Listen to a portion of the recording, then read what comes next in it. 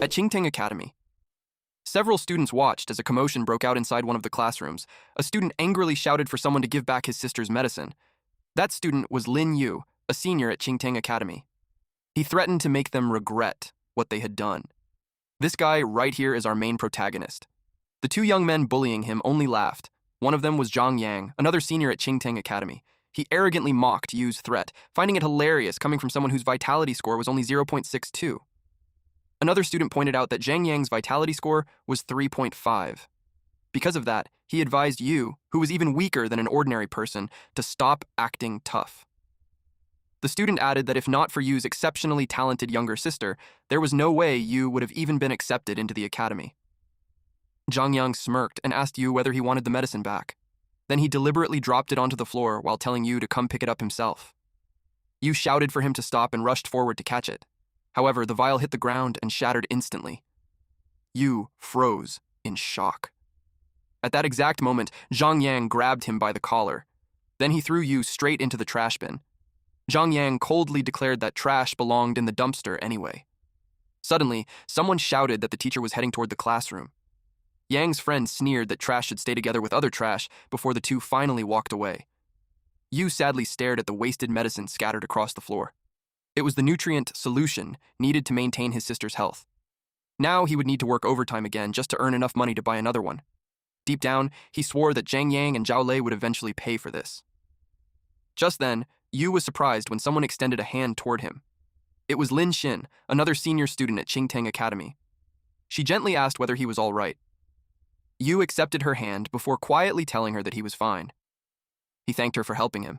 She smiled warmly and suggested that they head back together. However, before they could leave, someone suddenly shouted at Yu through his watch, demanding to know whether he was planning to skip work again. The voice angrily pointed out that Yu had not shown up for his shift yet, even though he was already late. The moment Yu heard that, he immediately rushed off. Everything happened so quickly that Lin Xin could not even react in time. A few minutes later, Yu rode his bicycle through the city streets.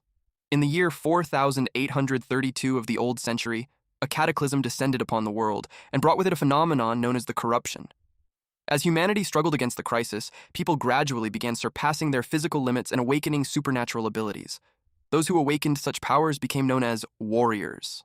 They earned the highest respect and privileges because they stood on the front lines protecting humanity itself. Time eventually entered year 1 of the High Martial Era after humanity discovered a terrifying truth. Even death itself could not stop the corruption. The dead would rise again as mindless walking corpses driven purely by bloodlust. Humanity referred to them as reanimated corpses. Eventually, people discovered that the only way to completely eradicate the corruption was through cremation, and Yu's part-time job after school every single day was to work at the crematorium, incinerating the bodies brought back from the battlefield front lines. When Lin Yu arrived at the crematorium, he immediately put on his protective suit before pressing a button to open the heavy metal doors. The subscription fee for his sister's nutrient pod was almost due. He needed to earn enough money to pay the 200,000 fee before the end of the month. His younger sister had awakened her powers shortly after entering her sophomore year. She possessed the ultra-rare talent of psychokinesis, and her vitality score had shattered past 10,000. However, on her 17th birthday, she suddenly collapsed into a coma and never woke up again. Yu headed toward the corpses, waiting for cremation. On the table to the left lay a giant wolf, while a muscular man rested on the table to the right. Yu himself had been born completely talentless. Back then, his sister had always been the one protecting him. But now, the roles had reversed, and he had become the one taking care of her instead. He earned 20,000 for every corpse he cremated. If he handled 4 more bodies, he would finally have enough money to replace the broken medicine and continue paying for the nutrient pod.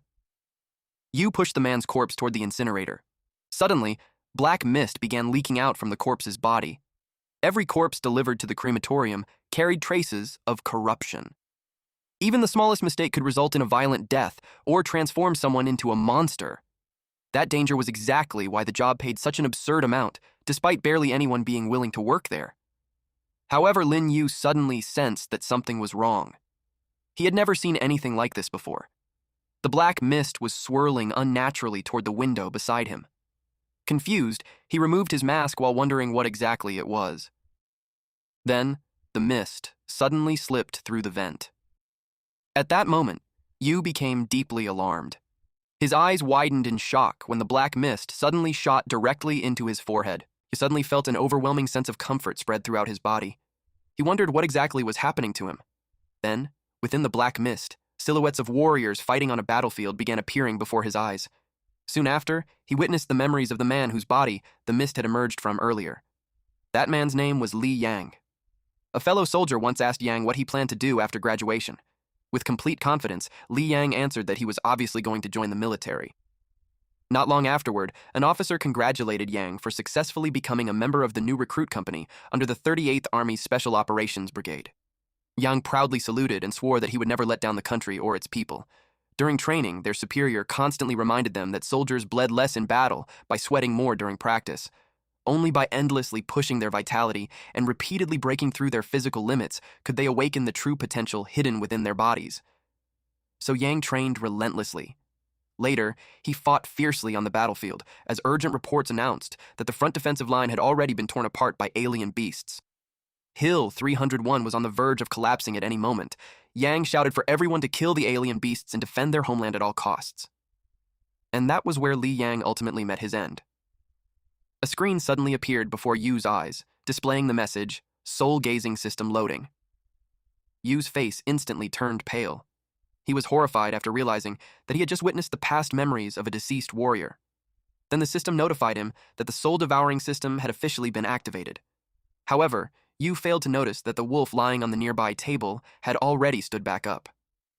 Still stunned, Yu questioned what exactly the soul-devouring system was supposed to be. Suddenly, the wolf fully rose onto its feet. Yu immediately realized how bad the situation had become. A level 1 alien beast had reanimated. The beast let out a loud roar, then it lunged directly toward him. Yu instinctively raised his arms to block its razor-sharp teeth. The impact slammed him onto the ground. At the same time, a voice inside his head announced that it had successfully read the soul memory of level 1 warrior Li Yang. Yu was then given a choice between 3 abilities: Immortal Will, Basic Military Martial Arts, or Ambitious Spirit. Given the situation he was in, Yu did not hesitate at all and immediately chose option B, Basic Military Martial Arts. Meanwhile, the chain wrapped around the reanimated alien beast's neck suddenly snapped apart. The system then informed Yu that actual combat was required to increase the proficiency of the skill.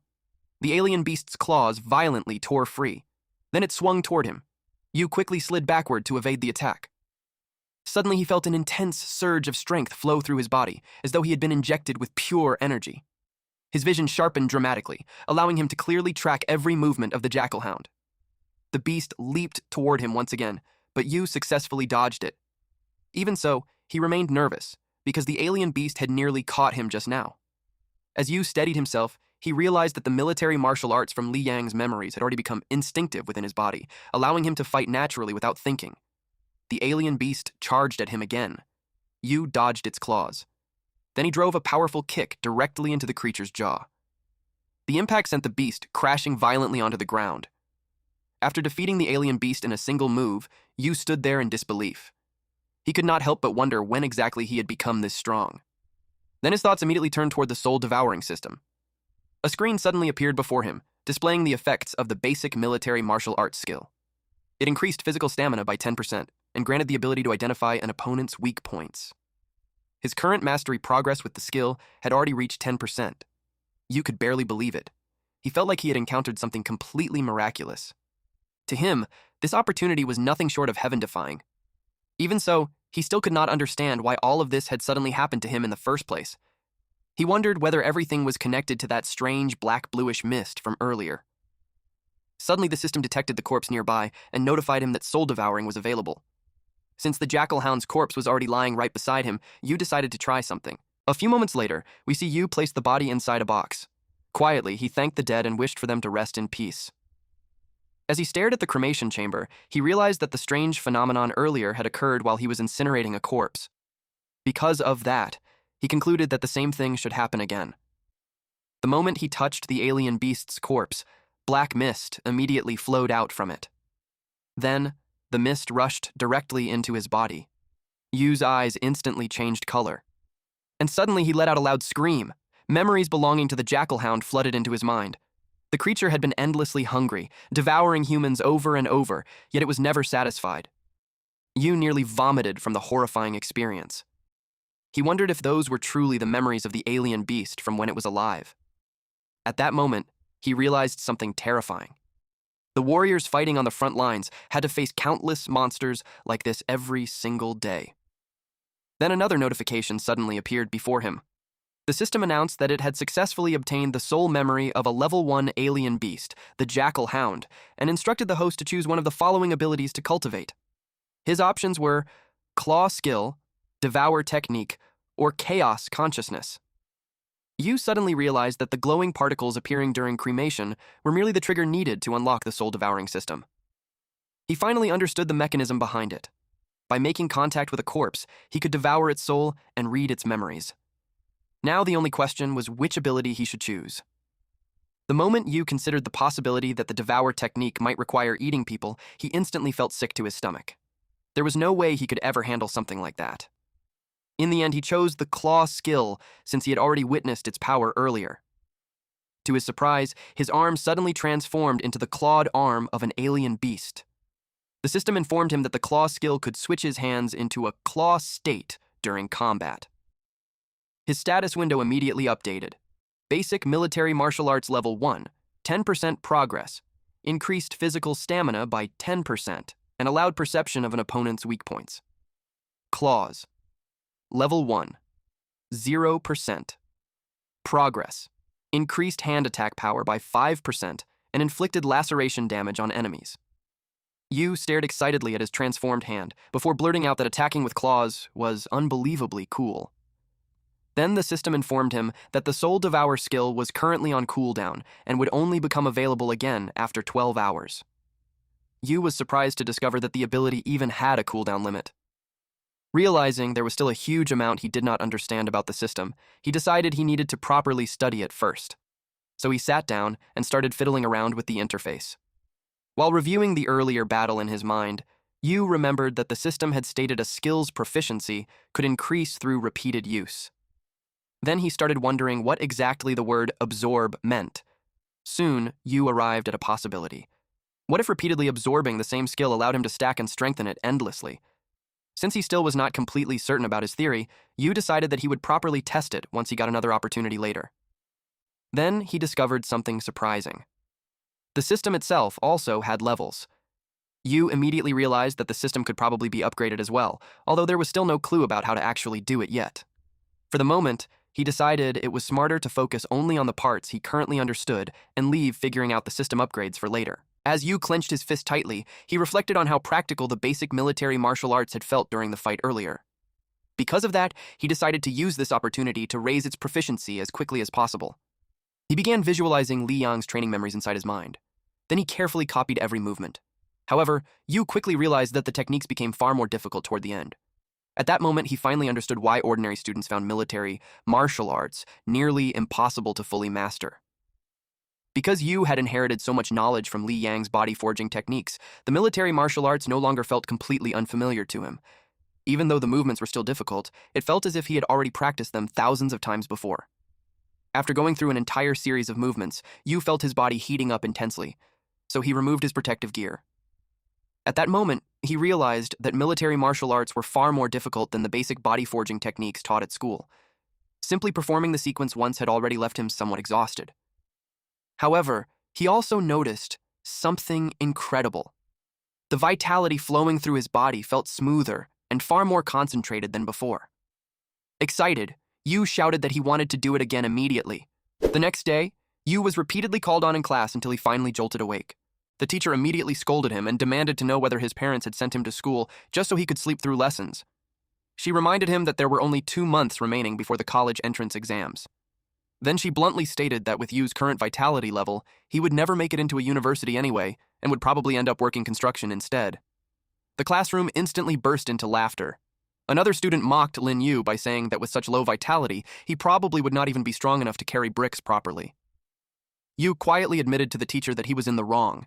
The teacher then dismissed the class.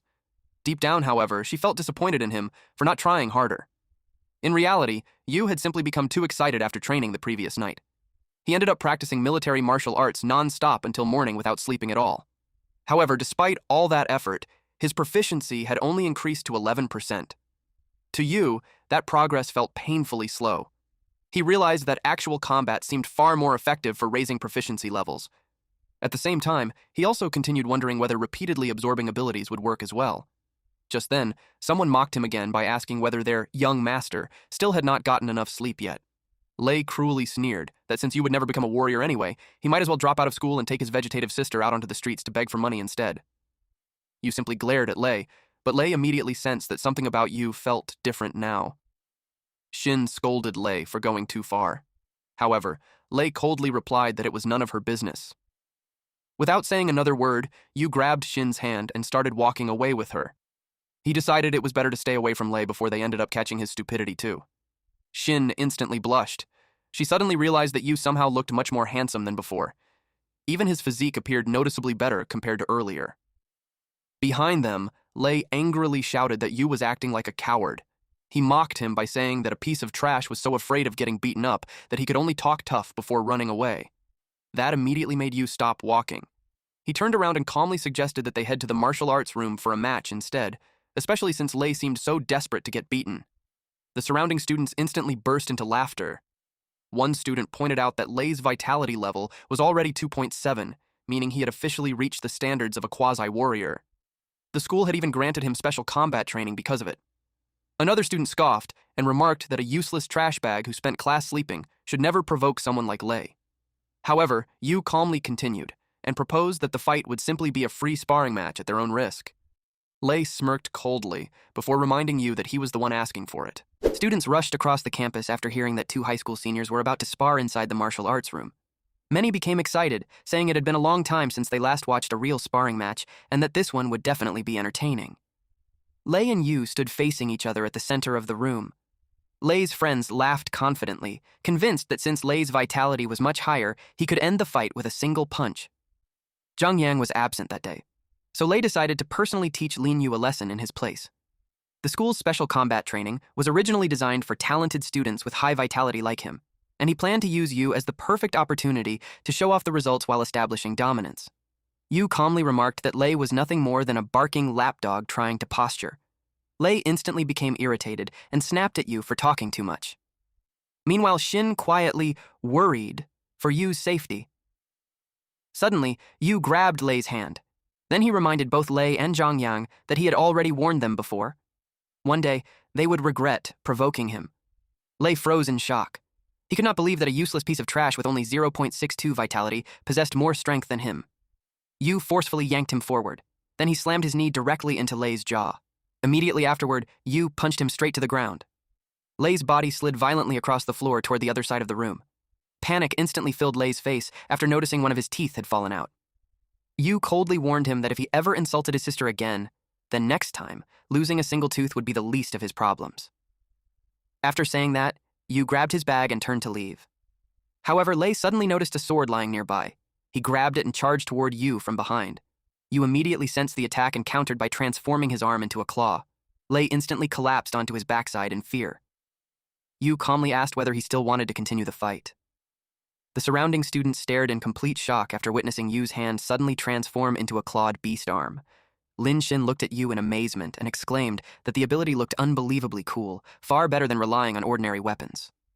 However, another student immediately became terrified and questioned whether Yu had been corrupted, because that claw looked nothing like something a normal human should possess.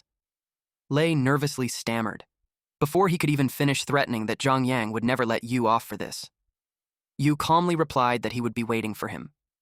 That night, the Soul Devour skill's 12-hour cooldown had finally ended, meaning Yu could continue absorbing new abilities once again. He wondered what kind of new gains he would obtain next. Suddenly, a stern-looking man stopped Yu and asked whether he no longer even knew how to greet people properly after meeting them. The man immediately started criticizing the younger generation, complaining that kids these days had absolutely no tact. He grumbled that despite everything he had done for Yu, the boy did not even know how to show basic gratitude. However, Yu knew the truth. The man had only hired him because nobody else wanted to work there.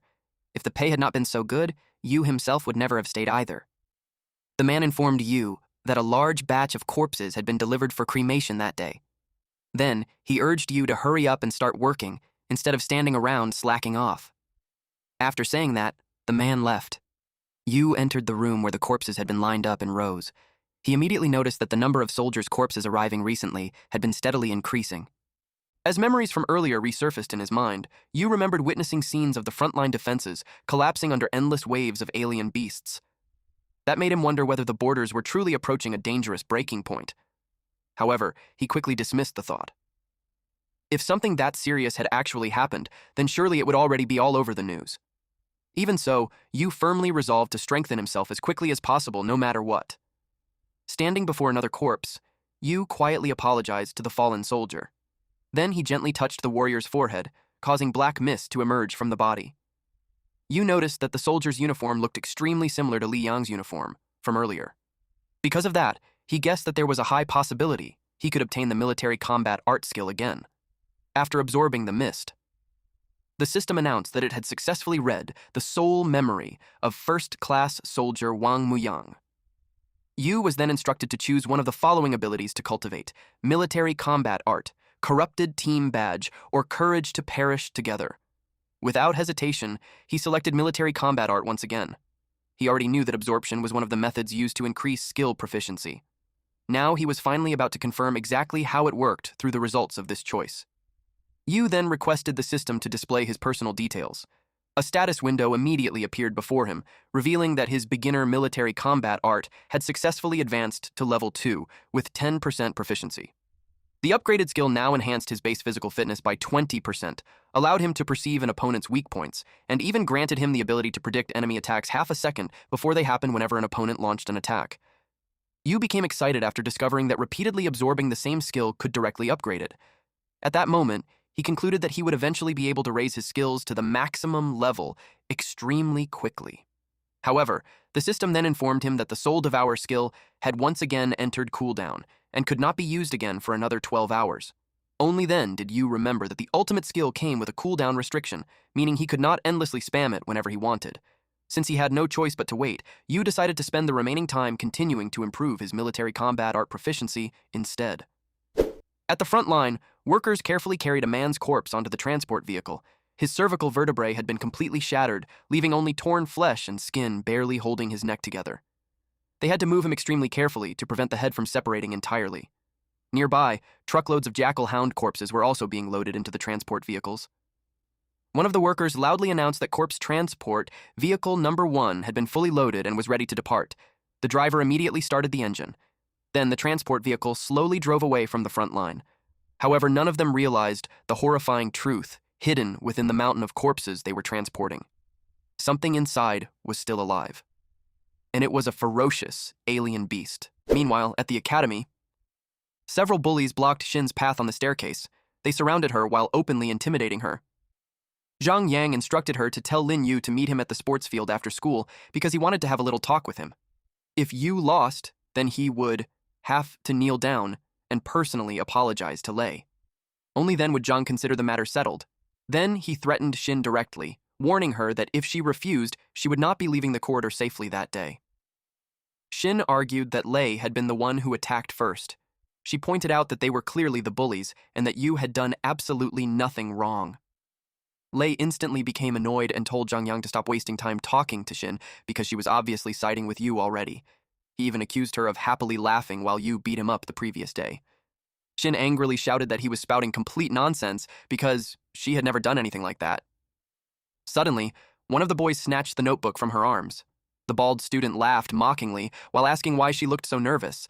Then he teased her by suggesting that she had specially prepared the notebook for Yu. Lei suddenly shoved Shin backward while shouting at her to behave herself. Meanwhile, the bald student casually flipped through the notebook while loudly reading the highlighted notes and detailed explanations written inside. He sarcastically commented on how unbelievably dedicated Shin had been. Then the bald student sneered that no matter how much effort she spent helping Yu, trash would always remain trash in the end. Right after saying that, he ripped the notebook apart. Lei mocked Shin while telling her that this was exactly what happened when she chose to help the wrong person. Zhao ordered her to let go while laughing at her for crying over something as meaningless as a notebook. However, Zhang Yang only grabbed her chin even harder and leaned his face closer toward hers, while repeating that staying beside him was infinitely better than hanging around a useless loser like Yu. Shin angrily shouted at him to get lost again before suddenly biting his finger. Enraged, Zhang Yang immediately slapped her across the face while calling her an ungrateful bitch. Lei laughed and remarked that the slap was well-deserved. According to him, Shin's actions showed complete disrespect toward Zhang Yang. Shin held her swollen cheek as tears filled her eyes. She had spent half an entire month carefully preparing those notes for you. Desperately, she reached toward the bald student, trying to retrieve the notebook because she could not allow them to completely destroy it. Zhang Yang coldly told her that she truly did not know what was good for her. Then he grabbed her by the neck and pinned her directly against the wall. Zhang Yang tightened his grip around Shin's neck while pointing out the massive gap in vitality between them. He arrogantly declared that his strength and speed ranked #1 in the entire school. According to him, resisting him would only lead to even more suffering. Then he sneered and claimed that since Shin apparently enjoyed getting physically hurt so much, he would personally make sure she learned a lesson she would never forget. Zhang Yang ordered the others to attack Shin together. He arrogantly declared that even if she ended up crippled afterward, he would take full responsibility for it. One of the students immediately stepped forward and prepared to punch her, claiming that this was the price of opposing Zhang Yang. Suddenly, someone grabbed the attacker's arm mid-swing. It was Lin Yu. Our boy coldly questioned how they could feel absolutely no shame ganging up 4 against a single girl. Jin immediately told you that she was fine. She desperately begged him not to get dragged into another conflict with them again. However, Yu suddenly twisted the man's arm violently. Zhang Yang smirked and remarked that Yu had finally shown up, saving them the trouble of searching for him themselves. Behind Zhang Yang, Zhao Lei and the others stood ready with hostile expressions as they surrounded both Lin Yu and Lin Xin. Yu bent down and picked up one of the scattered notebook pages. It contained detailed key points regarding the warrior assessment, along with a small encouraging message Shin had personally written for him at the bottom. Yu calmly stated that he would deal with this group the same way people dealt with wild dogs that bit others and tore apart important things. Zhang Yang sneered and mocked Yu for talking so boldly despite being trash. Yu did not waste another second. Without any warning, he punched Zhang Yang directly in the face. Yu shouted that he would never forgive them for daring to hit Shin. Although Zhang Yang managed to stabilize himself before crashing completely, his expression immediately darkened. Yu declared that he would personally repay the humiliation Shin suffered today.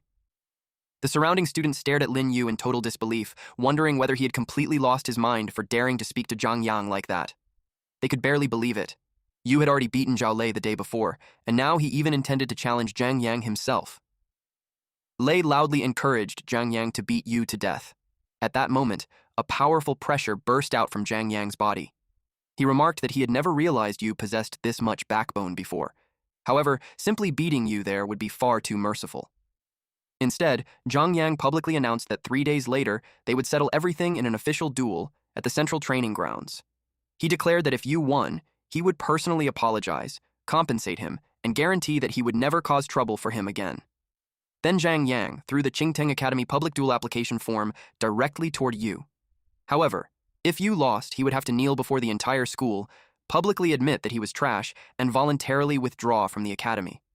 The crowd immediately became worried for Yu, because a public duel meant the entire school would witness the battle. The surrounding students quickly understood Zhang Yang's true intention. He wanted to completely destroy Yu in front of everyone. Some students even mocked Yu openly and claimed that his arrogance had already doomed him. Meanwhile, Shin desperately warned Yu not to accept the duel. She reminded him that his sister was still waiting for him to take care of her. One of the classmates quickly warned Yu that dropping out of school was not something he should joke about. They reminded him that Zhang Yang's vitality had already reached 3.5, while Yu's vitality had not even broken past 1 yet. The gap between them was simply too massive. In their eyes, there was no possible way Yu could defeat him. Because of that, they begged him not to act impulsively. Meanwhile, Zhao Lei mocked Yu and suggested that if he was truly scared, then he should kneel down, kowtow 3 times, and beg Zhang Yang for mercy instead. Another one of Zhang Yang's lackeys sneered that trash would always remain trash no matter how much it pretended to act tough. However, Yu calmly declared that he would accept the duel under one condition. He wanted the entire duel to be fully recorded and publicly broadcasted. Then Yu signed the duel application form without hesitation. Afterward, he threw the document directly back at Zhang Yang. The duel would take place in 3 days, and Yu wanted the entire school to remember forever exactly who the real trash truly was. A few hours later, at the crematorium, Yu unlocked the heavy door and stepped inside. As he walked in, he kept thinking about how the next 3 days would determine everything. He resolved to train his basic military martial arts with everything he had, while also absorbing as many new skills as possible. No matter what happened, he was absolutely determined to win the duel 3 days from now.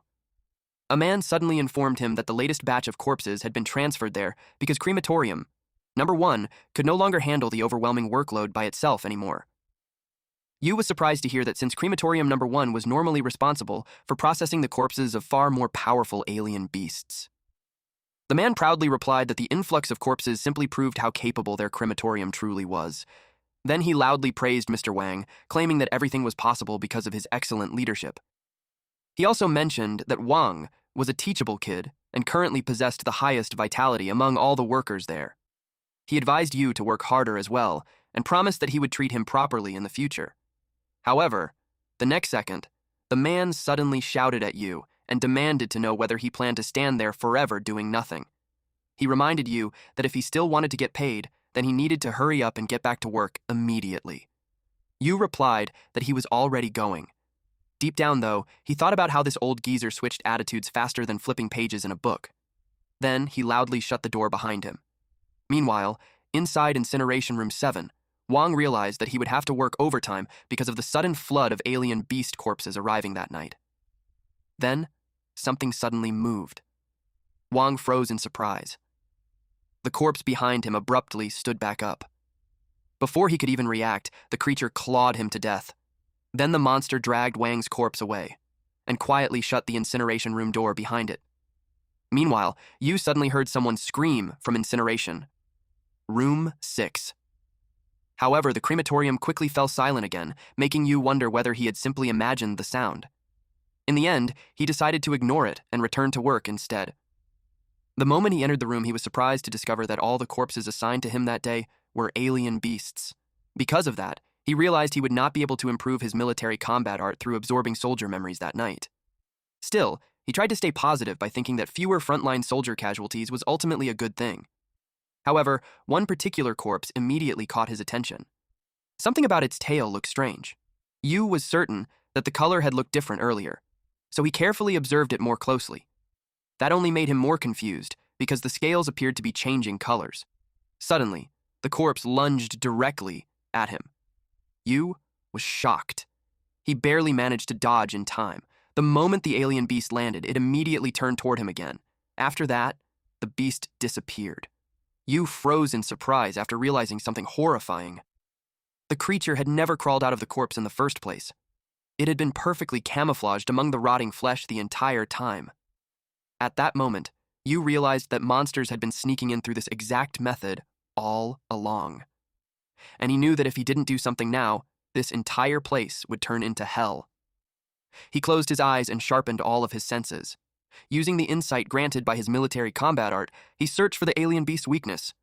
Then, he heard footsteps, now that he had found it. He grabbed a tool from the table and threw the wrench straight at it. The moment it got hit, the creature revealed itself. Yu immediately yelled at it to get out of there. The alien beast lunged at him, but Yu slashed forward with his claws, piercing straight through the alien beast's body. He made sure not to let himself get corrupted. Thankfully, his level 2 military combat art allowed him to predict the attack path ahead of time, so he only suffered a minor scratch. At that moment, an emergency broadcast echoed throughout the facility. The announcement warned everyone that phantom-scale beasts had appeared in rooms 3, 7, 14, and 15. All personnel were ordered to evacuate immediately to the central safe room and wait for military rescue. Yu was stunned that the monsters had already infiltrated the other incineration rooms as well. He quickly opened the door to his incineration room. He sensed that there were no supernatural ability fluctuations nearby, meaning he still had a chance to escape safely. But then he froze in shock. Wang's corpse was lying along the way. Yu finally realized that the scream he heard earlier had come from him. It made him wonder just how many alien beasts had already snuck inside. Then he spotted the manager and several other workers running toward him while desperately begging for help because 3 alien beasts were chasing after them. Yu immediately threw the wrench again. It smashed directly into one of the alien beasts. A man from the other side of the door shouted at them to hurry and get inside. Yu yelled for everyone to quickly enter the safe room. Deep down, he admitted that he wasn't confident he could fight that many monsters at once. To him, reaching the safe zone and waiting for rescue was the safer choice. But suddenly, someone shoved him forward and ordered him to cover the rear. The manager sneered that a piece of trash like him was perfect for that role. The alien beast rapidly closed in on Yu. He cursed those bastards under his breath. He kicked the alien beast away. You realized just how terrifying the camouflage abilities of these alien beasts truly were. If he let his guard down for even a second, he would never notice them hiding nearby. Someone suddenly shouted to forget about you and focus on closing the door immediately. You desperately tried to chase after them while yelling for them to wait, but before he could reach the door, it slammed shut. From the other side of the door, you could hear them talking about him. They said not to worry about him because if he died, it would just mean one less burden to deal with. He screamed at them to open the door. He kept banging on it desperately, but then he noticed the alien beasts getting closer. What shocked him even more was that these monsters actually knew how to coordinate with each other. You realized that no matter how hard he tried, that door was never going to open. Escape was no longer an option. He understood that he had no choice left except to fight back. He thought about the frontline soldiers who faced situations far worse than this every single day, yet still overcame their fear and fought bravely against the enemy. Since he had inherited their skills, he refused to disgrace them. Besides, his sister was still waiting for him, so he absolutely could not die there. He locked onto his first target. The alien beast was visibly caught off guard. It tried to hide itself and become invisible. But then, you realized that now that his proficiency in military combat art had increased, he could focus far more clearly and sense the fluctuations of energy around him. And because of that, he could also pinpoint their weak spots. Our boy was locked in. He slashed his claw directly into the alien beast's weak point, but another one was already charging toward him. You immediately flung the alien beast, impaled on his claw, straight toward the second monster. At that moment, he slowly started believing that maybe he could actually survive this if he kept fighting. The two alien beasts crashed onto the ground together. Then you immediately charged toward the third one. He slammed his attack straight into its head. Now there were only two left, but to his surprise, they suddenly disappeared. The remaining two beasts were clearly much stronger, and this time he could no longer sense their energy fluctuations. You knew they were still nearby, so he couldn't afford to lower his guard for even a second. He forced himself to calm down and wait for an opening. Then, he closed his eyes and sharpened all of his senses. Until suddenly, he heard the sound of blood dripping. He listened carefully, and eventually, he found it. It was hiding on the wall. You instantly struck its neck. But then, you suddenly sensed something behind him, and in the next instant, he was struck. Blood splattered from his arm from the sneak attack. His left hand was nearly destroyed. The alien beast that had been in front of him was already gone. But you refused to let it escape. Then suddenly, he noticed blood dripping from above. He immediately realized that the alien beast was hiding on the ceiling, and at the same time, it lunged toward him as well. You revealed that he had intentionally covered the creature in his own blood earlier. Both of them charged at each other simultaneously. You leaped high into the air to reach it, and slashed deeply across its body. The alien beast crashed heavily onto the ground, but you was already reaching his limit too. Even so, he forced himself to endure because he still couldn't afford to collapse yet. He desperately wanted to escape from this place, but before he could even move further, he collapsed beside the corpses of the alien beasts. You completely lost consciousness, unaware that dark mist from the dead monsters was slowly being absorbed into his body. Moments later, we see men rushed forward since they were only 30 meters away from the safe room. The captain immediately warned the group that a suspected monster had been spotted ahead and ordered everyone to stay alert. One of the men stared ahead in complete shock. He couldn't believe the kid had really done all of this alone. Their flashlights landed on you, who was lying in a pool of blood beside the corpses of the alien beasts. The manager quickly rushed out from the safe room, relieved that the rescue team had finally arrived. The captain informed him that the area was secure now. He ordered Team 1 to assist the survivors while Team 2 inspected the scene. As he examined one of the alien beast corpses, he noticed that the tear marks were uneven and messy. He could immediately tell that ordinary weapons could not have caused wounds like these. Suddenly, one of the soldiers shouted that the kid was still alive. The manager immediately pointed toward Yu's hand. It had transformed into a monster claw. The soldiers instantly became alert after identifying it as a mutation, concluding that the kid had already been corrupted. One soldier suggested that since Yu was still unconscious, they should eliminate him immediately before he turned into a monster.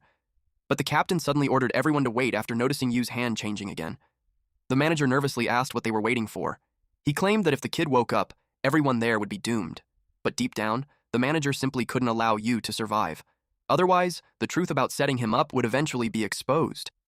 The captain immediately pointed his sword at the manager and coldly warned him to shut up unless he wanted to die first. Then the captain explained that the traces around Yu, along with the flesh and scales stuck between his fingers, all proved that he had personally killed Polyphantom Scales. the soldier was completely overwhelmed. Even their entire squad would struggle to handle 4 phantom scales at once, yet this kid had somehow killed all of them alone. The manager argued that Yu's vitality was only 0.68, so there was no way he could accomplish something like that unless he had already been corrupted. He insisted again that they should just kill him now. The captain lifted Yu's mutated hand while silently thinking about how a person with only 0.68 vitality had somehow solo killed 4 phantom scales. To him, that level of talent could only belong to a legendary prodigy. He admitted that corruption was normally irreversible, but since Yu's body was clearly recovering, it meant there was no actual problem. He then questioned why the manager was panicking so much in the first place. The manager nervously replied that he was simply concerned about everyone's safety. The captain pointed out that they were currently short-handed, and fighters with this level of ability were exactly what they desperately needed right now. He declared that his squad would take over from there and ordered everyone to fall in line. The next day, at the hospital, Yu was lying on the bed when faint sounds slowly woke him up. He suddenly jolted awake and realized he was inside a hospital room. The captain assured him that he was safe now. Yu immediately asked who they were. The man introduced himself as Chen Zhen and explained that he was the captain of the district corruption cleanup squad.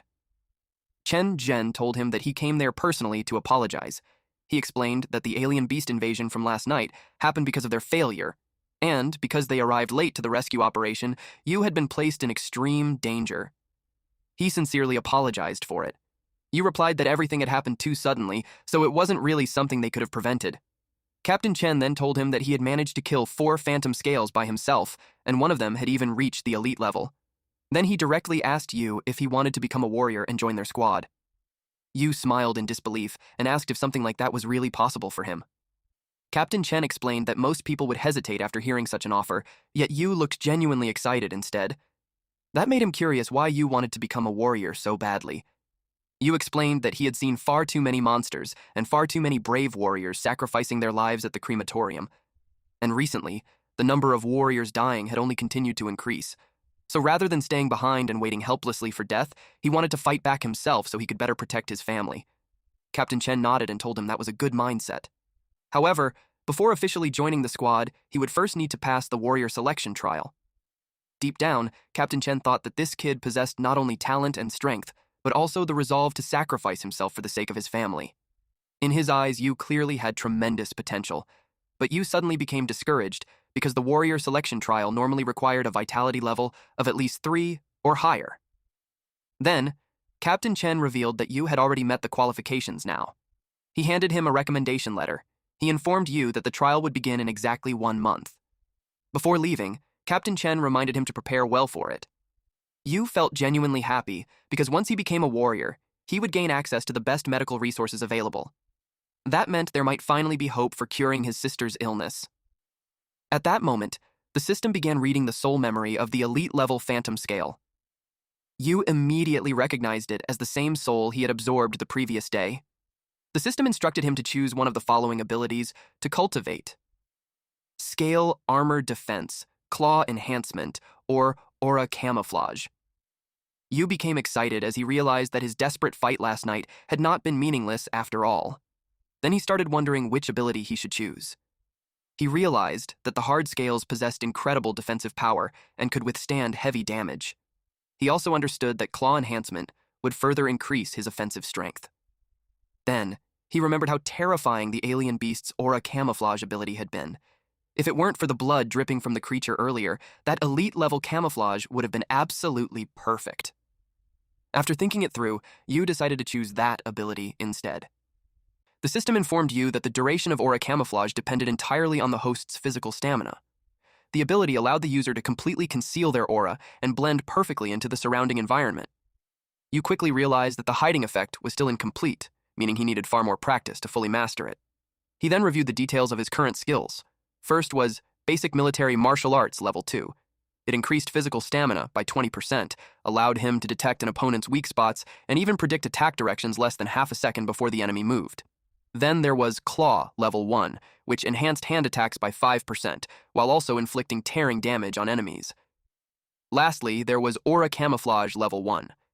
The skill concealed the user's aura, making the body translucent while standing still and blurry while moving. The duration lasted for half of the user's physical stamina limit.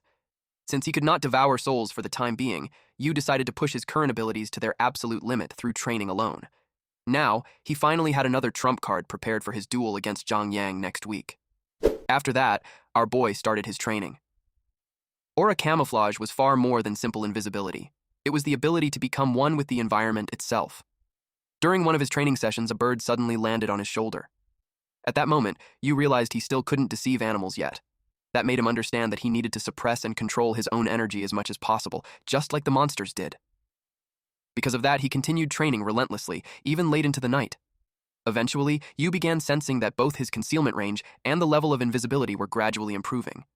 Realizing the method was working, he decided to continue practicing that way. Yu stood silently in front of the mirror and slowly extended his hand toward it. Then he held it there without moving. He noticed that half of his body had already turned invisible, meaning the remaining half was all that still needed improvement. Suddenly, the system notified him that the proficiency of Aura Camouflage Level 1 had increased by 5%. Yu smiled in satisfaction after finally reaching his goal. He swore to himself that he would make Yang understand who the real trash truly was. With that, the day of the duel finally came. It was being held at the Qingtang Academy training grounds. One student remarked that it was their first time watching a public duel. They believed that not only would Yu get expelled after losing, but he would also completely embarrass himself in front of everyone. Another student mocked Yu, calling him trash with only 0.68 vitality. To them, the entire fight would be nothing more than a one-sided beating. Shin noticed that Yu had been absent for several days and wondered if something had happened to him. Lei informed Yang that all the traps around the stage had already been prepared. He confidently guaranteed that Yu would not be leaving alive today. Yang stepped onto the battle stage. This guy tried so hard to aura farm.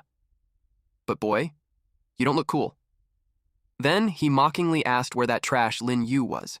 He wondered if Yu had gotten so scared that he decided to run away at the last second instead. The teacher sighed helplessly and remarked that Lin Yu clearly didn't know his own limits. In her eyes, expulsion was already guaranteed for him. Then the door suddenly opened, and Yu walked inside. He slowly climbed the staircase. As he approached the battle stage, he noticed that the color of several floorboards near the edge looked strangely different. Yang sneered that Yu had finally shown up. He thought Yu had already deserted out of fear. Yu calmly replied that Yang should start thinking about how he was going to kneel and apologize later instead. Yang cursed at him for shamelessly bragging and roared for him to die before immediately attacking. Yu effortlessly dodged the punch. Yang laughed after seeing him evade and mocked him for running away already. He challenged Yu to see how long he could keep dodging forever. Lei cheered loudly for Yang and shouted for him to beat Lin Yu badly enough to finally make him understand the difference between them. While retreating, Yu suddenly stepped onto one of the red floorboards. Yang immediately grinned because, in his eyes, Yu no longer had anywhere left to escape. Yang declared that a single punch from him would send Yu packing for good. The attack landed, but Yu suddenly smiled and revealed that this exact moment was what he had been waiting for all along. Just as Yang's attack was about to land, Yu disappeared. The spectators were instantly shocked after seeing him vanish into thin air. They couldn't understand what kind of ability he was using. Shin, meanwhile, became excited after realizing that Yu had actually prepared a hidden trump card. Yang scoffed and mocked him, asking if he really believed a cheap little parlor trick like that could win him the fight. He screamed at Yu to show himself immediately. But in the next second, Yang was suddenly struck from behind. That only made him even angrier. He swore right there that he would kill Yu no matter what. Then he ordered Lei to activate the hidden mechanisms and force Yu out into the open. Electricity instantly surged through the surrounding fences. And soon after, flames erupted everywhere. The entire battle arena became surrounded by fire. The teacher immediately shouted at them to stop because this clearly violated the rules of the duel. But Yang arrogantly declared that he himself was the rule. Yu was suddenly caught within the flames, and that was how Yang finally located him. Yang tried to punch Yu, but instead his fist smashed directly into the floor. Yu understood that fighting someone stronger than himself head-on would give him absolutely no chance of winning. If he wanted to survive, he first needed to locate his opponent's weakness. Then, destroy it in a single, decisive strike. Yang continued charging toward him relentlessly. Yu carefully observed the flow of energy circulating throughout Yang's entire body. At the same time, a full layer of armor covered him as well. Yu realized that if he could find the source of that power and interrupt the energy flow, he might still have a chance. Then he noticed something glowing faintly in the center of Yang's chest. He had found the core. The moment Yang swung another punch toward him, Yu dodged again and immediately turned invisible. Yang became increasingly irritated after seeing him disappear once more. He cursed that trash would always remain trash. In his eyes, Yu only knew how to rely on dirty little tricks. But at that exact moment, Yu suddenly charged straight at him. He slashed forward with his claw, attempting to tear through Yang's body. But to Yu's surprise, the claw couldn't pierce the armor at all. Yang arrogantly declared that his defense was A rank. He mocked Yu and told him that if he seriously believed cheap tricks like that could hurt him, then he would have to wait until his next life for it to happen. Yu immediately realized that he needed another opening. He wanted to test exactly how durable Yang's armor truly was. Then he noticed several faint blue marks appearing across the armor's surface. That observation made him realize that the armor's damage absorption had limits after all. If the claw couldn't penetrate it, then he would use the blunt impact techniques from his military martial arts to completely shatter the armor instead. Meanwhile, Yang thought that as long as he carefully observed Yu's movements, he would eventually find a flaw. Yu's hands had already returned to normal as he rushed forward and threw another punch. The impact carried tremendous force. Yang mocked him for being weak, then he immediately counterattacked. At that moment, Yang noticed a fluctuation of energy nearby. He grinned and declared that he had finally found Yu's weakness. But right then, Yu threw another punch straight at him. Yang reminded Yu that his defense was A rank and arrogantly claimed that no matter how many times Yu attacked, it would all be completely useless. Then he landed a heavy blow that sent Yu flying backward. Yu quickly stabilized himself before taunting Yang and telling him to come at him again. As Yang attacked once more, Yu dodged the punch while targeting the glowing core in his chest again. This time, Yu noticed small cracks forming on the armor. That was when he realized it only needed one final push to break completely. Yang was caught off guard when Yu suddenly attacked again, but this time, Yang managed to grab Yu's arm. He sneered and declared that Yu's little tricks were useless now. Meanwhile, Yu believed that as long as he could endure the attacks predicted by his military combat art, the advantage would eventually become his. Yang tightly held onto Yu's arm while continuously punching him. Then Yu found the exact timing he had been waiting for. He slammed another punch directly into the same spot on Yang's chest. The armor weakened even further. Yang mocked Yu again, saying all he knew how to do was turn invisible and rely on sneak attacks. He claimed it was no surprise that Yu's vitality was only 0.68 and declared that someone like him was completely unworthy of becoming a warrior. But then, Yu calmly declared that from this moment onward, he would no longer rely on invisibility or sneak attacks. He decided that the match would end with one final decisive move. Yang laughed and thought Yu had completely lost his mind if he believed that broken claw of his could ever scratch A-rank armor. Yu replied that they would never know unless they tried one more time. Yang arrogantly declared that his next kick would personally send Yu flying out of the academy forever. The two of them charged toward each other simultaneously. Yu immediately realized that Yang's kick had been aimed to kill him. Fortunately, his military combat art had already predicted the attack beforehand. He calmly told Yang that he could already see through all of his movements. Yang instantly became furious. But then, to his shock, cracks suddenly spread throughout his armor. And in the next second, the entire armor completely shattered apart, making Yang scream in agony. Yang refused to accept his defeat and screamed that it was impossible for him to lose against trash like Yu. Yu calmly replied that Yang was nothing special either. That only made Yang even angrier. But suddenly his body gave out and he collapsed face first onto the ground. The crowd was completely stunned by what they had just witnessed. They couldn't believe that Yu, the so-called trash with only 0.68 vitality, had actually won. Meanwhile, others excitedly cheered and shouted that Lin Yu was incredible. Even Lei was left in shock that Zhang Yang had truly lost. Xin, however, smiled because she had believed from the very beginning that Yu would win. Inside Qingteng Academy, board director Zhang Jiangguo, and also Zhang Yang's father, felt utterly humiliated. He couldn't believe that his own son had lost to someone publicly known as trash. Li Minyu, the dean of academic affairs at Qingteng Academy, admitted that it was his responsibility that Yu had somehow learned techniques beyond the academy's official teachings. He explained that although he did not know what kind of unorthodox methods Yu had used, he was certain that Yu's body had undergone some kind of transformation. He promised that during next week's physical examination, he would thoroughly investigate the matter and provide a proper explanation to the academy. Director Zhang coldly declared that anyone who violated the school's rules would eventually pay the price for it.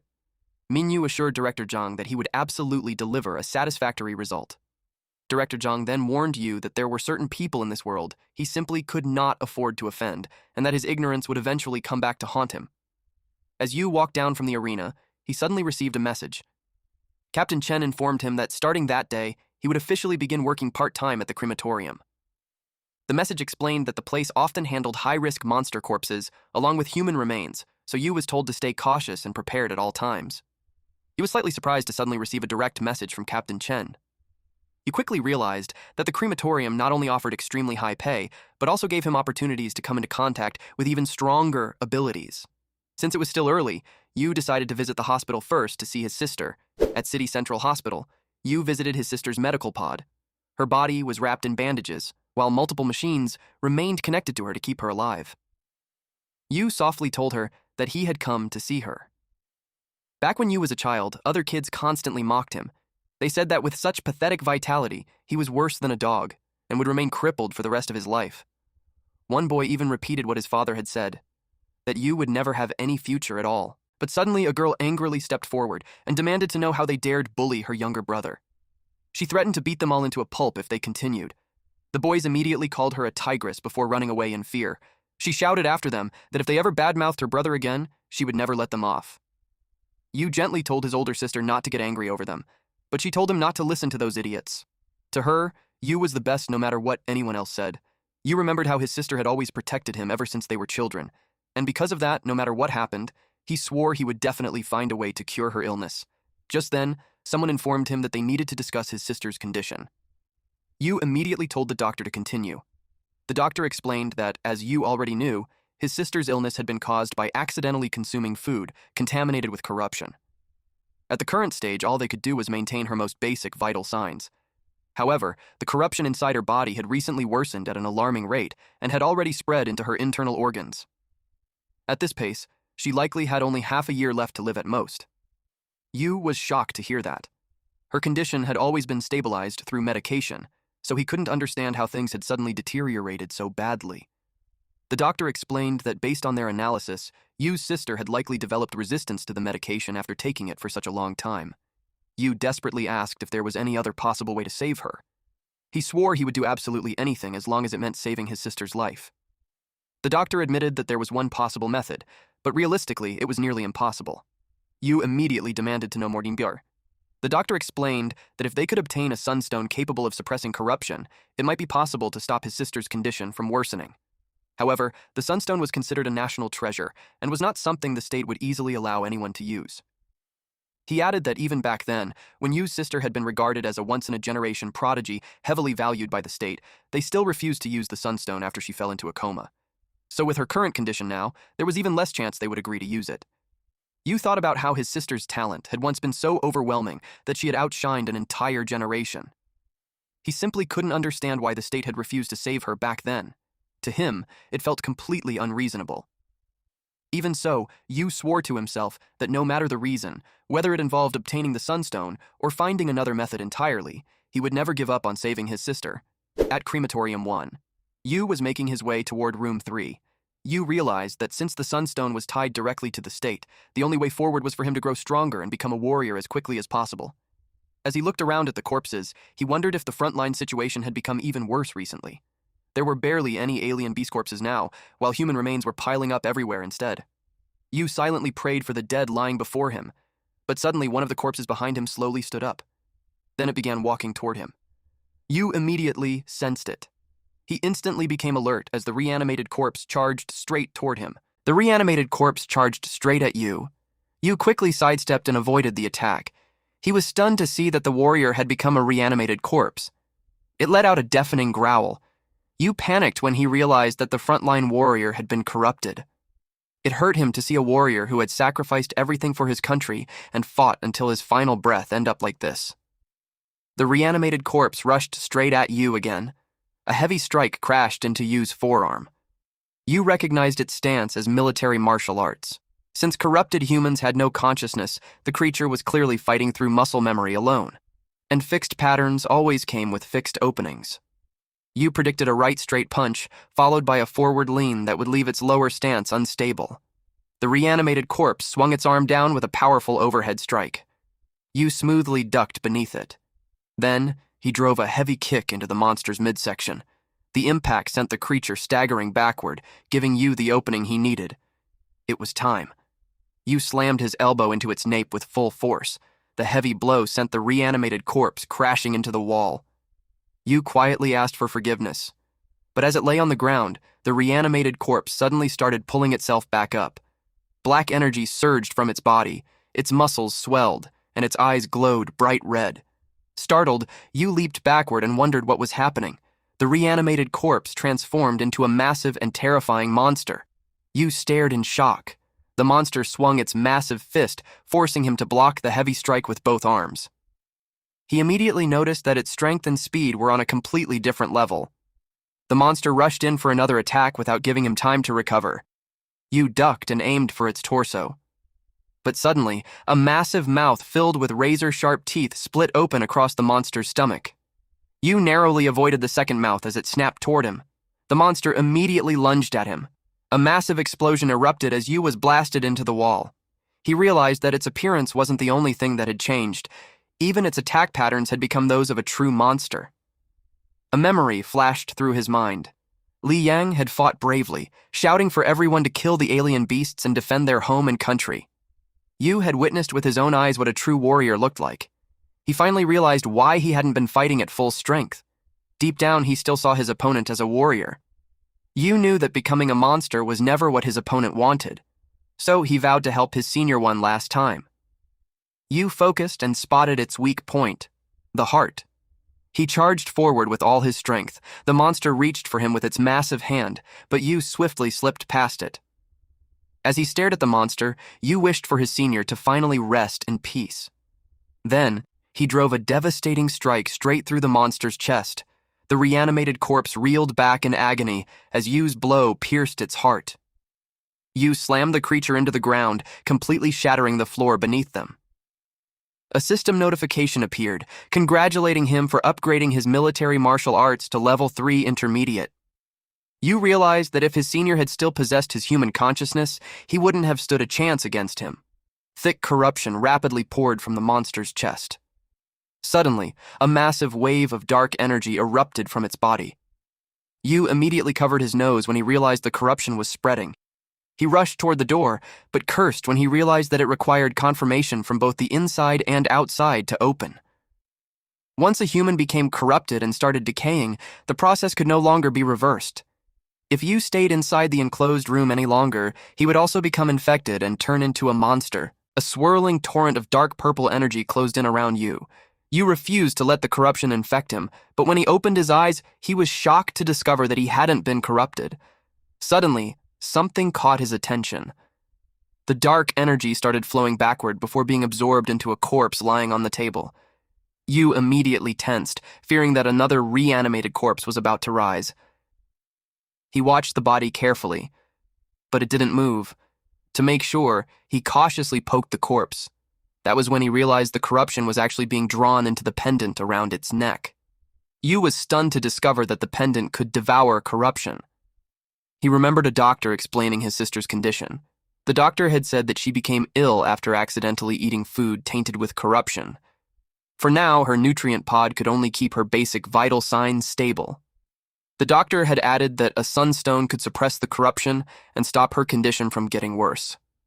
However, it was a national treasure that wouldn't be taken out so easily. Yu wondered if the pendant absorbing the energy was actually the sunstone. He carefully removed the necklace from the corpse's neck.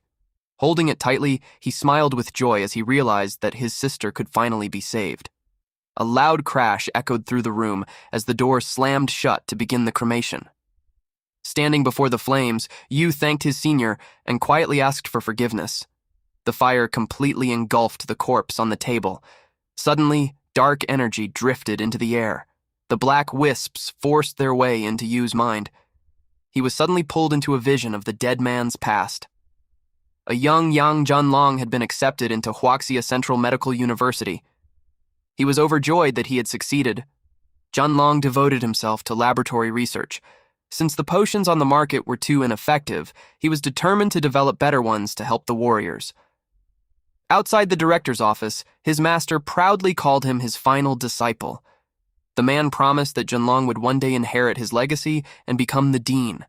However, Junlong chose to head to the front lines instead.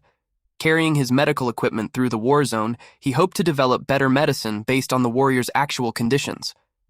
A soldier informed Dr. Yang Junlong that alien beasts had surrounded them. He then asked if Dr. Yang had any medicine that would let them fight until the bitter end. Dr. Yang replied that he had developed a new potion called Overwatch, which could restore anyone to their peak condition. However, Dr. Yang hesitated. He warned them that the side effect would cause anyone who drank it to suddenly die after 10 minutes. The soldiers drank the potions without hesitation. One declared that the men of Huaxia would never fear fighting to the death, adding that even if the alien beasts became reanimated corpses, they still had Overwatch.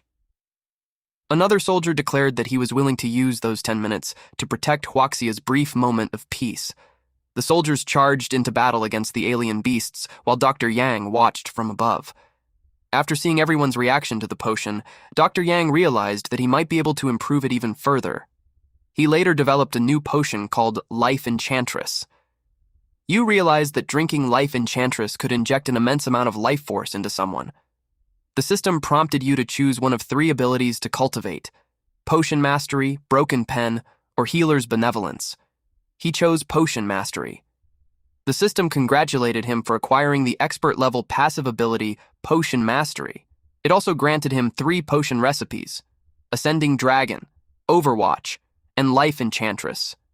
You believed that with the pendant and his new potion knowledge, he could finally cure his sister. He sat cross-legged and closed his eyes. The next day, the sun shone brightly in the sky. Meanwhile, at a large medical facility, inside, Yu's sister remained asleep in her nutrient pod as the monitor continued to beep. Yu stared at the monitor in shock when he saw that her corruption level had already reached 75%. The liquid inside his sister's pod slowly drained away. Once the pod was empty, it opened. His sister lay unconscious with several tubes connected to her body. Yu knew there was no time to waste. He carefully placed the pendant around her neck. After checking the monitor, Yu reminded himself not to rush. He hoped the artifact simply needed time to take effect. 10 minutes passed, but the corruption level remained unchanged. Another 10 minutes went by, yet the numbers still didn't move. Yu grew anxious as the corruption level refused to drop, making him wonder if the sunstone didn't work. He slowly closed her pod. Yu wondered whether the pendant was simply too slow, or if his sister's corruption level was already too severe for it to work. Whatever the reason, Yu resolved to find a way to develop the Life Enchantress potion as soon as possible, under the bright sky at Qingtung Academy. Yu sat quietly at his desk, studying a notebook. Yu knew his top priority was to test whether the potion recipes were actually viable. Since Overwatch's side effects were far too severe, he decided to set it aside. After looking through his notes, he realized that every ingredient for Life Enchantress could only be found in severely corrupted disaster zones. The Ascending Dragon recipe was much simpler, but the pharmacy lacked its most important herb, the Crimson Crystal Grass. Some corrupted zones were heavily guarded by the military, making them impossible to enter. Yu closed his notebook. Suddenly, someone asked why he had been so distracted over the past 2 days. Shin leaned against his desk and invited him to visit a new cafe near the school bus stop so they could talk after school. Yu declined and explained that he had something to do that night. Shin told him to let her know if he was having any trouble. She promised to do everything she could to help. Blushing, she added that since Yu had saved her before, she wanted to repay him. Suddenly, a classmate mentioned seeing military vehicles near the school in the middle of the previous night. Another student wondered if something serious was about to happen. Yu knew the military rarely entered residential areas. He wondered if a new situation had appeared. Shin quietly murmured that the truth wouldn't remain hidden for long. After hearing that, Yu softly asked if she had inside information. Shin fell silent. Leaning closer, she whispered that her father's patrol squad had been called out the previous night to help the military strengthen security. She revealed that the abandoned city district north of the school, near the border, might soon be officially declared a corrupted zone. Yu was shocked by the news. He asked why an area previously considered only a restricted zone would suddenly be reclassified. Shin explained that a crystal-armored python had been seen nesting there, causing the corruption concentration to surge out of control overnight. Yu immediately recognized the monster. He realized that crimson crystal grass sprouted wherever its venom corrupted the soil, And that was exactly the missing ingredient he needed for Ascending Dragon. Shin leaned closer and warned Yu to keep the information secret. He couldn't tell anyone else. Yu calmly assured her that she had nothing to worry about. However, he had already decided to sneak inside that night before the entire area was locked down. A few hours later, bright searchlights swept across a heavily guarded perimeter fence beneath the night sky. Hidden among the bushes, Yu carefully observed a squad of armed guards patrolling the area. He calculated that the searchlights created a 0.5-second double blind spot every 14 seconds, while the patrol squad completed one round every half hour. Yu activated aura camouflage and concealed his presence. He dashed across the open ground and slipped between the sweeping searchlights. Then, he cleared the tall barbed wire fence in a single leap. One of the guards sensed something and quickly turned around. However, he saw nothing unusual. His partner asked what was wrong. The guard replied that he was probably just nervous because he kept feeling as though someone was behind him. Yu silently landed on the other side of the fence. His infiltration was successful. He continued deeper into the restricted zone. After spotting something ahead, Yu quickly hid behind a ruined wall. A crystal-armored python lay asleep, coiled beside several glowing red plants. Yu needed to pick them while the monster was still sleeping. He cautiously crept toward the glowing plants. Everything was going perfectly. But suddenly, the monster opened its eyes and rose directly beside him. Yu sensed the danger too late and immediately panicked. He instantly used military martial arts attack anticipation and leaped backward just as a powerful strike smashed into the ground. The giant python released a furious roar as rocks and dust exploded into the air. As an explosion erupted behind him, Yu dove toward the ground and reached for the glowing plant. He snatched the plant. The python immediately locked onto him. It snapped its massive jaws shut, but completely missed its target. After suddenly losing sight of Yu, the python scanned the area in confusion. Yu noticed that the monster's reaction speed was much slower than he had expected. Something felt strange. With glowing eyes, the python towered over Yu's hiding spot as it searched for him. Yu realized that the creature was currently going through its molting period.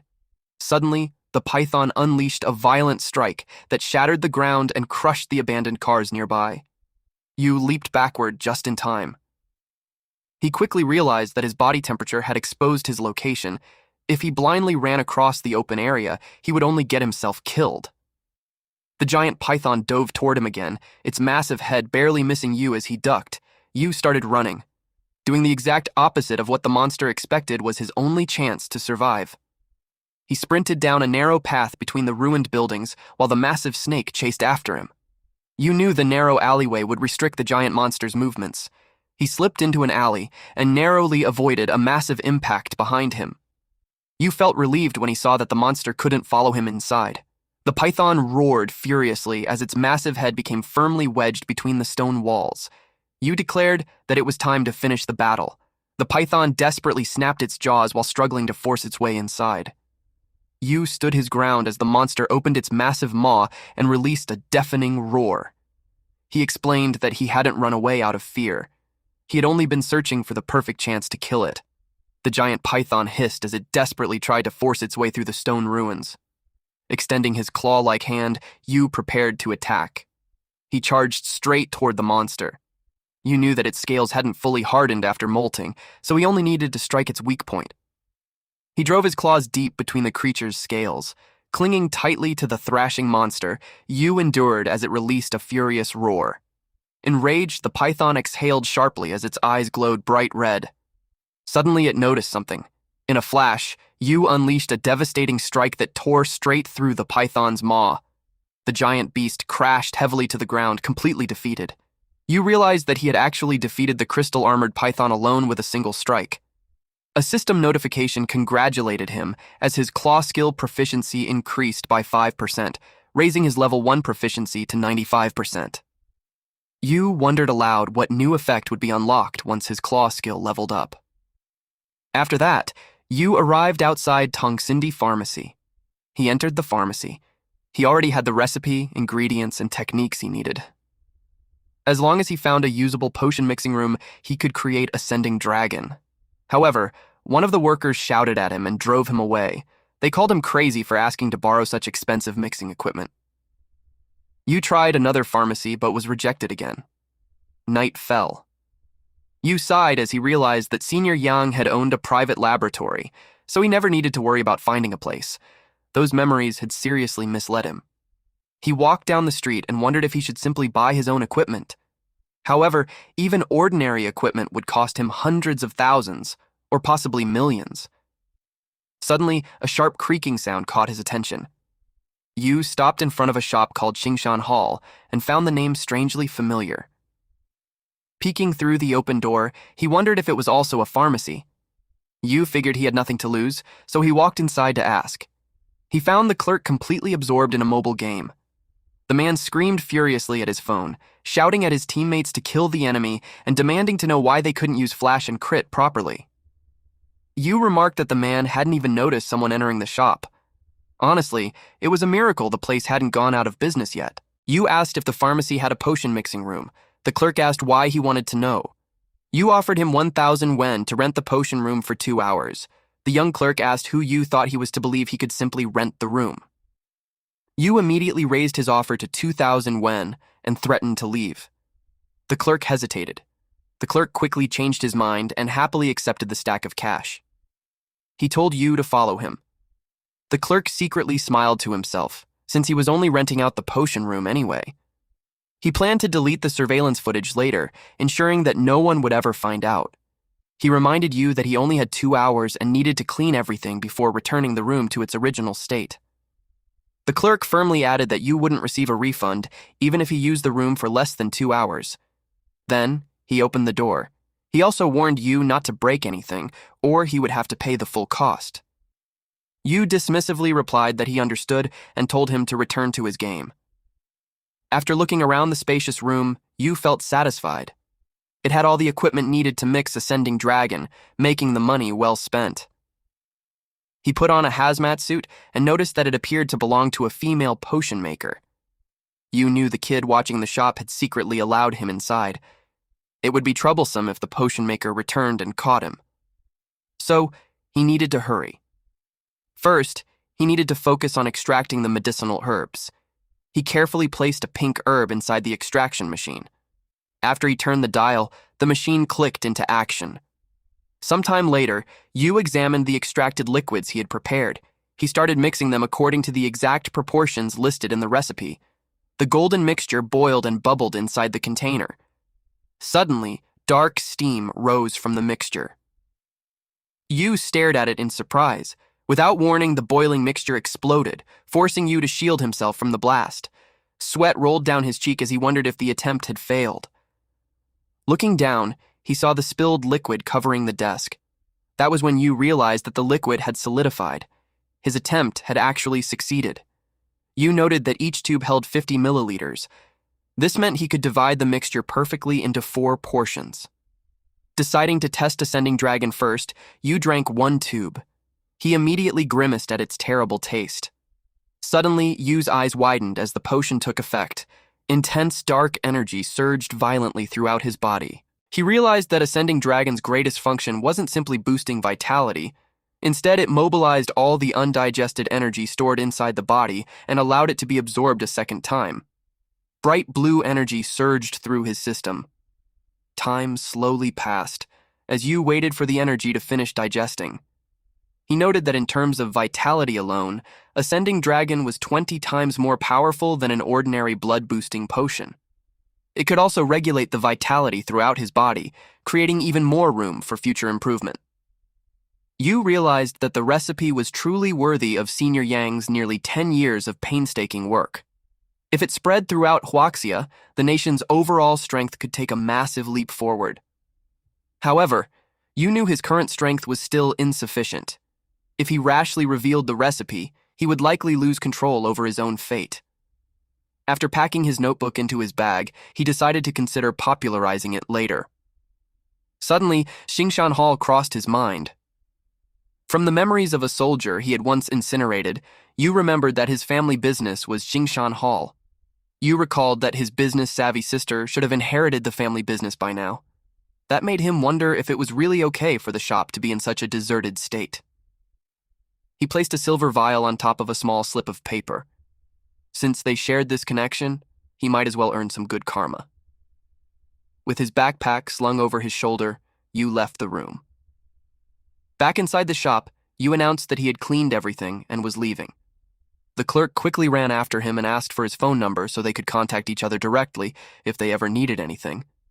Yu glanced back and agreed. The setting sun painted the sky in shades of pink and purple. Gu Qiuya, the current CEO of Jingshan Hall, stepped out of her car with a stressed expression.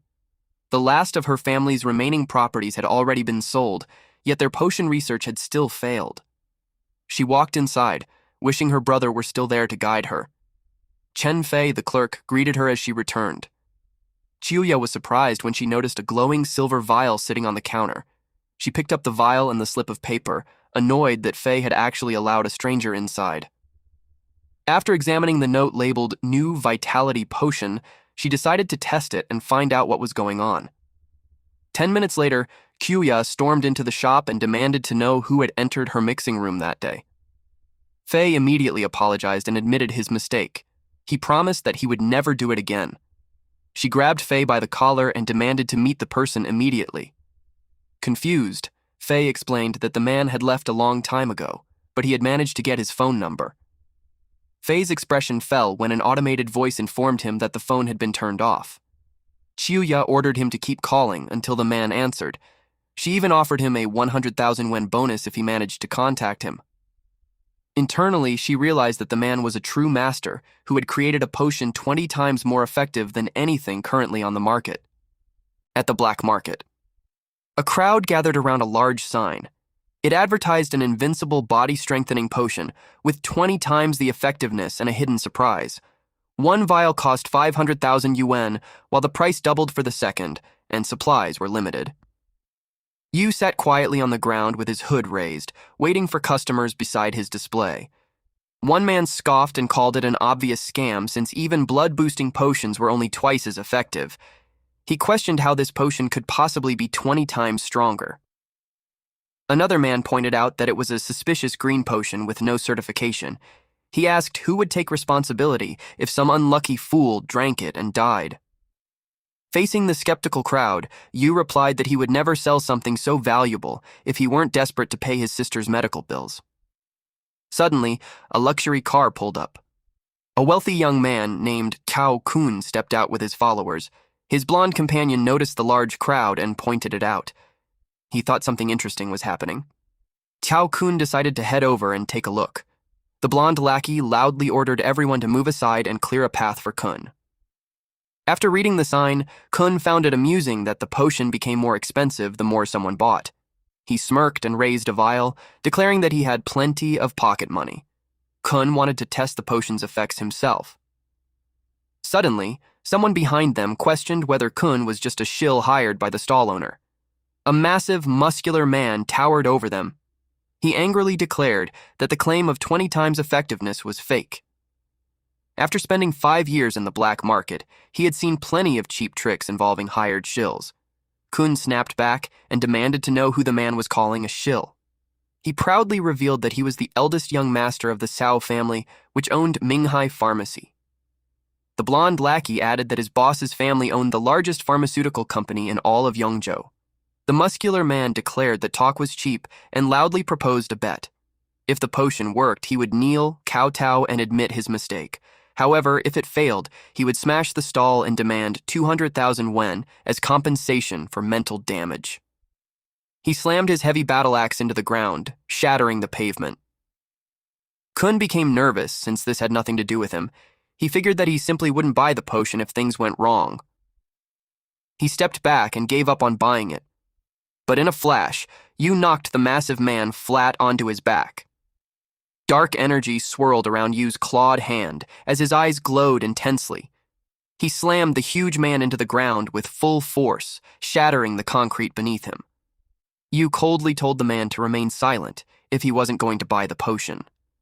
The terrified man quickly agreed. Kun couldn't believe that Yu had suppressed such a massive man with one hand. He asked if that incredible strength had come from the potion. A notification ding confirmed the transfer of 500,000 yen. Kun immediately declared that he was buying the potion. One of his lackeys offered to drink it first and test whether it was poisonous. However, Kun dismissed him and insisted on personally tasting the 500,000 yuan potion. He drank the entire vial. Yu warned him to think carefully about his decision. The potion would only take effect after he endured unbearable pain. The vial slipped from Kun's hand and shattered on the ground. Kun screamed in agony as dark energy surged throughout his body. His blonde lackey anxiously asked what was wrong. The other lackey angrily threatened to bury everyone with Chao Kun if anything happened to him. A dark shadow fell across Kun's face. Yu calmly walked away, saying that if their boss was tough enough, he only needed to endure it.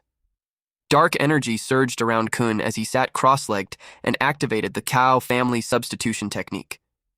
Gritting his teeth, Kun continued enduring the unbearable pain. Half an hour later, Kun smiled as tremendous power surged through his body. He could tell that his vitality had definitely broken through 10. Kun eagerly demanded another potion. He declared that from that moment onward, he would buy every potion Yu had. Then, he grabbed another vial.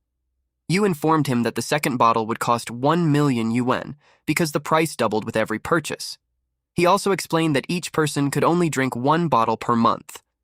A notification confirmed that Yu had received 1 million yuan. The surrounding crowd was stunned that the potion's 20-fold effect was actually real. They commented on how completely different Chao Kun felt now. One onlooker complained that he would have gladly been the sucker if he had known earlier.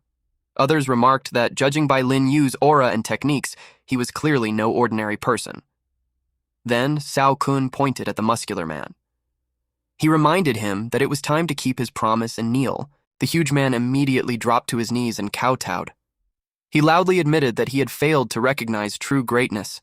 Yu thought that if he hurried, he could still renew his sister's hospital fees before the staff finished work. Suddenly, someone called out for him to wait.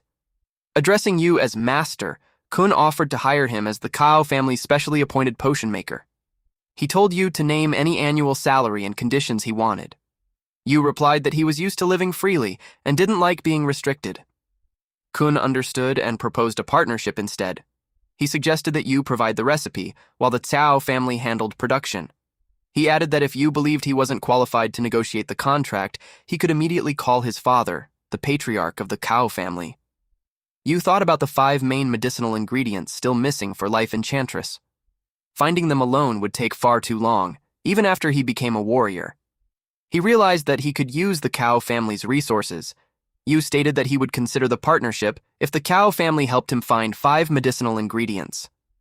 Kun eagerly asked him to name them. Yu listed the purple cloud lotus, ice heart grass, radiant leaf fruit, dragon whisker vine, and earth dragon essence. The blonde lackey chimed in, explaining that according to the Martial Arts Association system, earth dragon essence was a local specialty of neighboring Fengzhou. Kun smacked him on the head and asked if he thought he was the smartest person there. The blonde lackey asked if Kun didn't know that official martial artists could search the Martial Arts Association's database. Yu silently listened to their exchange. Kun assured Yu that he could immediately find a way to obtain the purple cloud lotus, ice heart grass, and earth dragon essence. However, securing the remaining 2 ingredients would take some time. The ice heart grass's habitat was occupied by alien beasts, but his family had connections. He added that a medicinal herb auction would be held in Yongzhou the following month, where a dragon whisker vine would appear. Excitedly, Kun suggested exchanging contact information so he could immediately inform Yu of any updates. Yu agreed. As Yu walked away, Kun strictly ordered his blonde lackey not to reveal a single word about what had happened that day. He stressed that he would personally report everything to his father. The blonde lackey quickly agreed. The next day at the Qingtang Academy Gymnasium, the students took turns punching the machine. The instructor explained that the physical exam would determine who received a spot in the warrior assessment, so he encouraged everyone to give it their all. One student recorded a punching force of 312 kilograms. The result immediately drew everyone's attention. One student asked what that kid had been eating. Another stated that, with such a score, he would definitely rank in the top 3 and secure a spot in the warrior assessment. Yu thought that with his current physical enhancements, a punching force of 1,000 kilograms would easily place him first. The instructor assigned Yu to machine number 6 and advised him to give it everything he had since he only had one chance. Yu stepped into position. Then, He punched the machine. Shin watched him nervously. The machine displayed a score of only 48 kilograms. Lee Minyu saw the result. In his mind, Yu could forget about passing the test. One student commented that Yu's score was even worse than an elementary schooler's. Another was confused since Yu had defeated Zhang Yang before. A third suggested that Yu must have used some underhanded trick back then. Yu knew something was wrong. Even if he had held back, there was no way his score should have been only 48 kilograms. He told the instructor that the machine was broken and requested to retake the test using another one. The instructor casually replied that all the machines had been uniformly calibrated. Then, he called the next student forward. Yu wasn't satisfied with that answer. He decided to show the instructor the real result before trying to reason with him again. Yu prepared to punch another machine, but suddenly someone grabbed his hand. It was Lee Minyu. He scolded Yu and told him that the assessment wasn't a joke where he could punch the machines as many times as he wanted. He stated that Yu's vitality was only 0.62, so the result was perfectly normal. Yu replied that if there was truly nothing wrong with the machine, then there should be no reason to stop him from taking the test again. Lee Minyu accused Yu of publicly breaking the assessment rules, questioning his instructor, and attempting to damage the equipment without permission. He decided to teach Yu what the rules truly meant. Lee Minyu attacked him. Yu braced himself. Then, he blocked the incoming kick head-on. The impact pushed Yu backward. The other students thought Yu was in serious trouble since Director Lee was a retired frontline warrior. Yu proposed that if he defeated Director Lee, they should allow him to retake the test. Director Lee called him arrogant. Yu answered with a punch. Director Lee grabbed Yu by the neck and lifted him into the air. In response, Yu wrapped his legs around the director's neck. Director Lee quickly lowered his body toward the ground. Balancing on one hand, he kicked Yu away. Then he stood up and created some distance between them. Director Lee was surprised that the kid possessed such impressive skills. He never expected Yu to suddenly disappear. Yu reappeared behind him. His claws were already extended. However, Yu was afraid to use a lethal claw strike because he might accidentally kill the director. So he pulled back his claws and switched to a fist. Director Lee sensed him approaching. He grabbed Yu's hand and slammed him into the ground. Director Lee declared that Yu had lost and that his test result would remain unchanged. He warned Yu not to even think about using underhanded tricks to pass the assessment because he wouldn't allow it. Shin rushed over to Yu. After seeing that he was bleeding, she urged him to visit the infirmary immediately. Yu replied that he was fine. He still insisted on retaking the test. He desperately needed a spot in the warrior assessment. Yu realized that the difference in their strength wasn't that large. Once he became stronger, he was certain he could win. Later that night, at Crematorium 1, Yu put on his work suit. He recalled Director Lee's warning not to even think about using underhanded methods to pass the assessment. He wouldn't allow such behavior there. Yu realized that he not only needed to win, but also had to defeat Director Lee using only military martial arts to make him thoroughly accept his loss. Suddenly, someone arrived and noticed Yu standing there. Hearing the voice, Yu turned toward it. It was Captain Chen. Yu asked why he was there. Captain Chen explained that the number of frontline corpses received by the crematorium had quadrupled compared to the previous month. Because of this, the higher-ups had sent a squad to watch over the situation. Captain Chen noticed Yu's injuries. Yu explained that he had sparred with his teacher during the day and learned a few new moves. Since many corpses had arrived that night, Yu asked for permission to handle a few more. However, Chen knew that 4 corpses were already a heavy workload for Yu, especially while he was injured. But Yu assured him that he was fine and wanted to save more money for his sister before joining the squad. Chen revealed that 8 more corpses still needed to be incinerated. He asked if Yu could handle them. Yu eagerly replied that he could. Chen reminded him to call someone immediately if he encountered anything he couldn't handle. Yu acknowledged the warning. That night, Yu was determined to find a senior who had mastered military martial arts. He entered his station and found corpses lined up along the aisle. Yu examined the first corpse and determined that the man didn't look like a combatant. He moved on to the next corpse. From the man's uniform, Yu recognized him as a member of the Special Operations Brigade. He knew that the brigade's warriors were the elite of the elite. Yu apologized for the intrusion. Several shadowy vines entered the man's body. Then, they connected to Yu's mind. Yu saw a vision of the man, fighting a massive beast using only his bare hands. This man had been the squad leader of the first corpse you examined. Before they died, monsters had surrounded the squad, and the man was determined to fight their way out. After reading the soul memory of Special Class Warrior Zhang Mingxuan, the system prompted the host to choose one of 3 abilities to cultivate: military martial arts, bloodstained badge, or tacit cooperation. You noticed that the Special Operations Brigade's military martial arts looked slightly different, so he chose it. The system notified you that military martial arts had been upgraded to level 4. His physical fitness increased by 50%, and he gained 2 new techniques: penetrating force and crushing fist. You was surprised that he had unlocked new moves.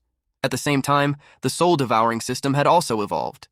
The host could now devour souls through physical contact, while the cooldown after each use had been reduced to 12 hours. You was shocked that even the system itself could evolve. Intermediate military martial arts level 4 enhanced his physical fitness by 50%, revealed his opponent's weak points, and allowed him to predict an enemy's attack direction 1 second in advance. After successfully dodging, he could immediately unleash Crushing Fist as a short-range explosive counterattack.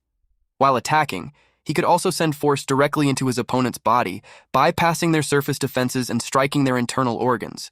His other abilities remained unchanged, including Claw level 1, which enhanced his hand attacks by 5% and caused tearing damage. He also possessed Aura Camouflage level 1, which concealed his aura, made him translucent while stationary, and blurred his body while moving, with its duration equal to 50% of his stamina. Finally, he had the passive skill, Potion Mastery, expert level. With these new techniques, you knew exactly what he needed to do after work. At sunset, you went to the training room. He practiced Crushing Fist, which generated power directly from the waist and abdomen without requiring large arm movements. You assumed a combat stance. Then, he punched the training bag. He struck it repeatedly. But something felt wrong. Captain Chen appeared and asked if you had been practicing there all night after work. He told you to throw a punch at him so he could examine how he generated force. You followed his instructions. Captain Chen redirected Yu's fist. The movement immediately threw Yu off balance. Chen corrected his technique, explaining that the point where he generated force was correct, but his shoulder dropped before every punch. That small movement completely revealed the direction of his attack.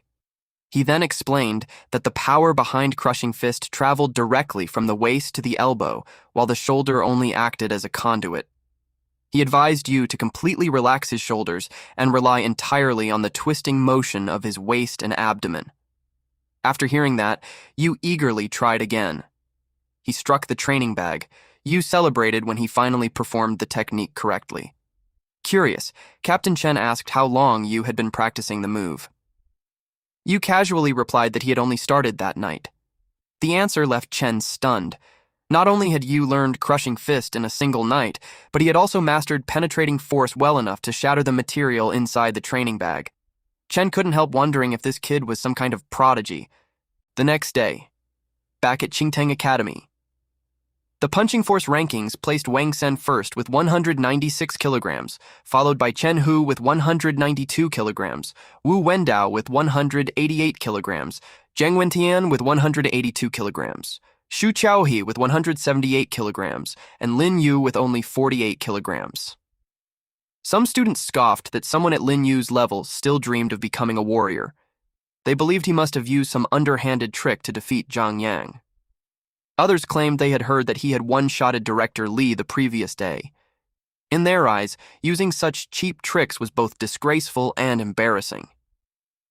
They were surprised when Yu suddenly walked past them. He headed straight toward the Academic Affairs office. Director Li asked what he was doing there. Yu stated that he wanted to retake the physical exam. However, Director Li firmly replied that the results were already set in stone. Pestering him endlessly wouldn't do Yu any good. Suddenly, someone arrived and asked why Yu wasn't in class. He then asked what was happening. It was the principal. Seeing his chance, Yu immediately approached him. He explained that he objected to the results of the previous day's physical exam. The principal knew that Yu had recorded a punching force of 48 kilograms while possessing a vitality of 0.62, which was perfectly normal.